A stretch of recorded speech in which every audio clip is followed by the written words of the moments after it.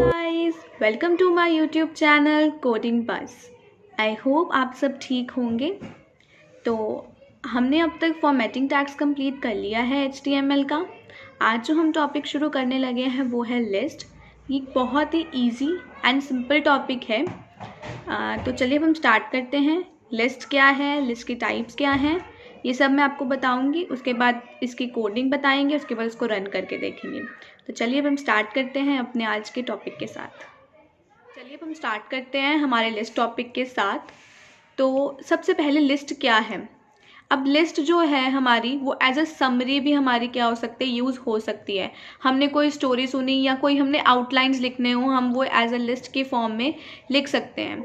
या हम कोई मार्केट जा रहे हैं, हमने क्या क्या आइटम्स परचेज करनी है, तो वो हमने क्या बना ली, उसकी लिस्ट बना ली। ठीक है, ये हो गया हमारा एज अ जर्नल लिस्ट का मीनिंग। ठीक है, अब जो लिस्ट है वो 3 टाइप्स की होती है। अब उसके 3 टाइप्स क्या हैं, हमारी ऑर्डर्ड लिस्ट, अनऑर्डर्ड लिस्ट और डेफिनेशन लिस्ट। एक 4th टाइप होती है, वो इन तीनों का मिक्सचर होती है, जो है नेस्टेड लिस्ट। नेस्टेड लिस्ट जो है वो इंक्लूड करती है ऑर्डर्ड लिस्ट भी, अनऑर्डर्ड लिस्ट भी और डेफिनेशन लिस्ट भी। वो मैं आपको बाद में करवाऊंगी नेस्टेड लिस्ट क्या है। तो सबसे पहले हम शुरू करते हैं हमारी ऑर्डर्ड लिस्ट के साथ। तो चलिए अब हम स्टार्ट करते हैं हमारी फर्स्ट टाइप ऑफ लिस्ट के साथ, जो है ऑर्डर्ड लिस्ट।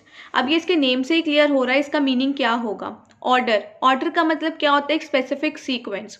तो ऑर्डर्ड लिस्ट क्या है कि जो हमारे आइटम्स हैं वो एक स्पेसिफिक सीक्वेंस में आएंगे। अब वो सीक्वेंस कैसा होगा, या तो नंबर्स हो सकते हैं, या अल्फ़ाबेट्स हो सकते हैं, या रोमन न्यूमेरल्स हो सकते हैं, या जैसे भी एक हम स्पेसिफिक सीक्वेंस चाहते हैं।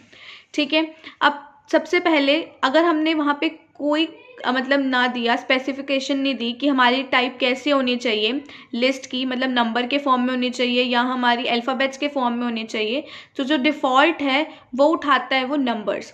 हमने कुछ मेंशन नहीं किया उसको, तो वो हमारे नंबर्स की फॉर्म में क्या कर देगा, हमारी लिस्ट को शो कर देगा।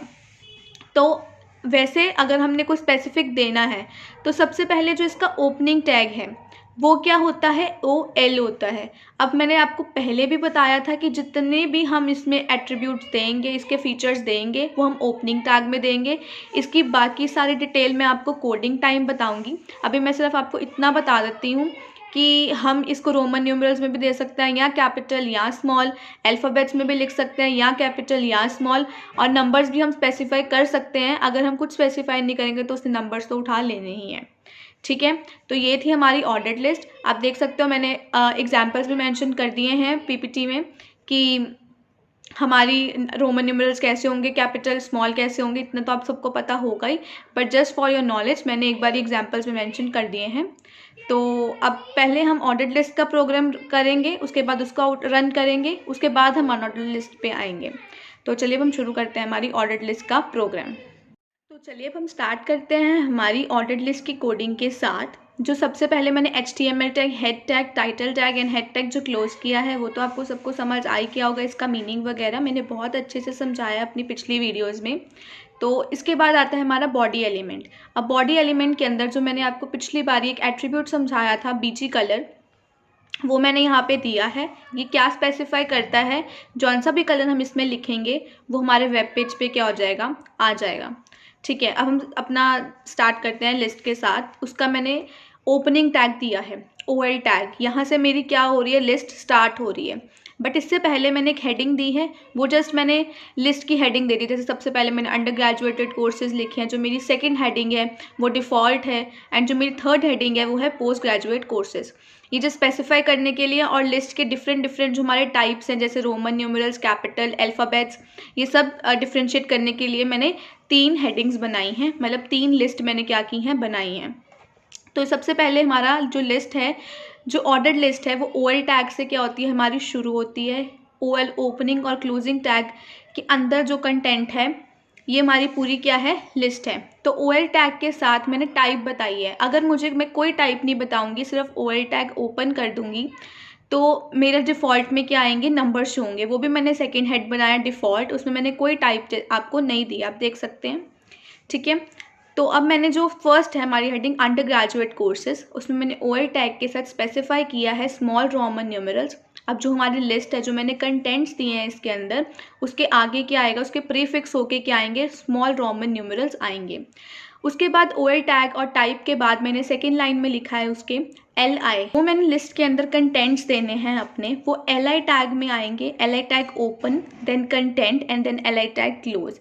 ऐसे ही अगर मैंने 100 आइटम्स भी देनी है तो वो LI ओपन और LI क्लोजिंग टैग के अंदर मेरी एक एक एलिमेंट क्या आएगा, एक एक जो कंटेंट है वो मेरा क्या आएगा, शो होगा वेब पेज पे, ठीक है। उसके बाद मैंने सेकेंड हेडिंग दी है डिफ़ॉल्ट। इसमें सिर्फ कोई चेंज नहीं है, सिर्फ इतना चेंज है कि मैंने OL टैग के साथ कोई भी टाइप स्पेसिफाई नहीं की है। अब इसका आउटपुट जो है वो इसका जो आउटपुट है वो आपको वेब पेज पता लगेगा जब मैं इसको रन करके दिखाऊंगी कि क्या डिफरेंस था फर्स्ट और सेकेंड में।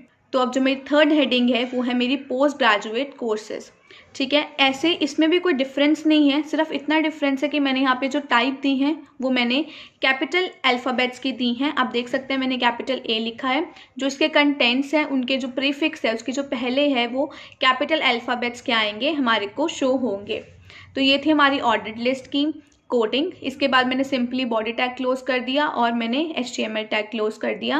और जैसे मेरी आप देख सकते हो, जैसे अंडर ग्रेजुएट कोर्स के बाद मैंने अगर OL टैग ओपन किया है तो उसके बाद मैंने जो BBA के बाद जो मैंने है OL टैग क्या कर दिया है, क्लोज भी किया है। ऐसे मेरी नई लिस्ट, हम इसमें मल्टीपल ऑर्डर्ड लिस्ट बना सकते हैं। एक कोड में जितनी लिस्ट हम चाहें उतनी लिस्ट क्या कर सकते हैं, हम क्रिएट कर सकते हैं। तो अब मैं इसको रन करके दिखाती हूँ कि इसका आउटपुट कैसे शो होता है हमारे वेब पेज पे। चलिए अब हम डबल क्लिक करते हैं और देखते हैं अपने ऑर्डर्ड लिस्ट की कोडिंग की आउटपुट क्या आती है। तो चलिए देखिए कि जो हमारा वेब पेज है वो पिंक कलर में आया है, क्योंकि जो हमने स्पेसिफाई किया था कलर, वो कौन सा कलर किया था, पिंक कलर किया था। आपने 3 हेडिंग्स बनाई थी, under graduate courses, default and post graduate courses. जो अंडर ग्रेजुएट कोर्सेज थे उसमें हमने स्मॉल रोमन न्यूमरल्स यूज़ किए थे, तो वैसे ही small 1, small 2 and small 3 Roman में हमारा आ रहा है हमारे कंटेंट के आगे। उसके बाद डिफ़ॉल्ट पे मैंने कोई टाइप मेंशन नहीं की थी, तो वहाँ पे हमारा क्या शो हो रहा है, नंबर शो हो रहे हैं 1, 2 एंड 3। एंड थर्ड थी मेरी पोस्ट ग्रेजुएट कोर्सेज, उसके प्रीफिक्स में क्या शो हो रहा है, capital A, capital B and capital C। तो ये थी इसकी आउटपुट। अब चलिए हम स्टार्ट करते हैं हमारी सेकंड टाइप ऑफ लिस्ट के साथ, जो है अनऑर्डर्ड लिस्ट।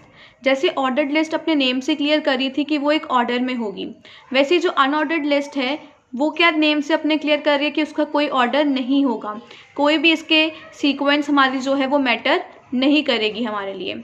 वहाँ पे ऑर्डर्ड लिस्ट में क्या था, जो डिफ़ॉल्ट था वो हमारा था नंबर्स, और अनऑर्डर्ड लिस्ट में जो हमारे डिफ़ॉल्ट है वो है सर्कल, ठीक है।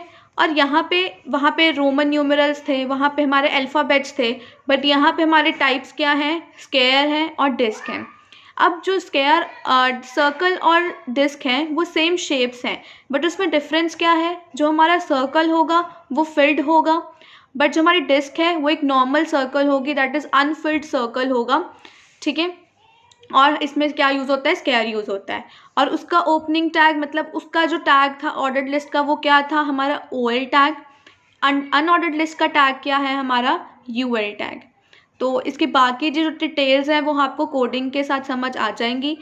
ये सिमिलर है ऑर्डर्ड लिस्ट का। अगर आपको ऑर्डर्ड लिस्ट की कोडिंग जो मैंने अभी करवाई है वो आपको समझ आ गई है तो आपके लिए अनऑर्डर्ड लिस्ट बहुत ज़्यादा ही सिंपल होगी।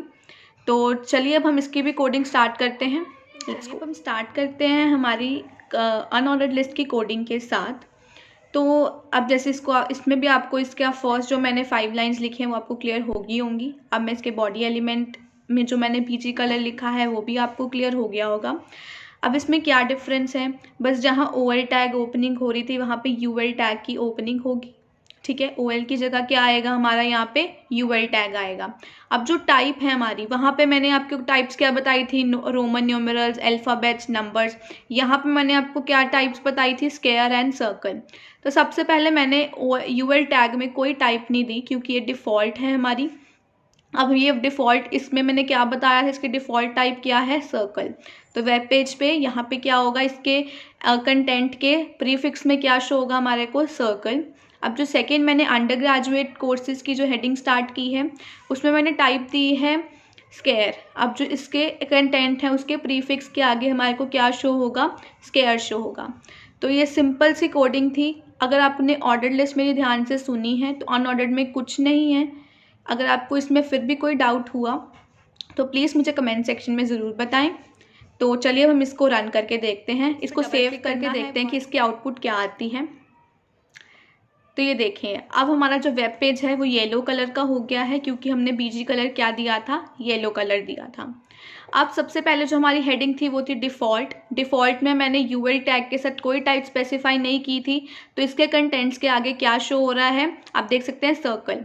सेकंड हेडिंग थी मेरी अंडर ग्रेजुएट कोर्सेज। इसकी जो मैंने टाइप दी थी वो क्या दी थी, स्केयर। इसके कंटेंट्स के आगे क्या शो हो रहा है, स्केयर। तो ये थी मेरी अनऑर्डर्ड लिस्ट।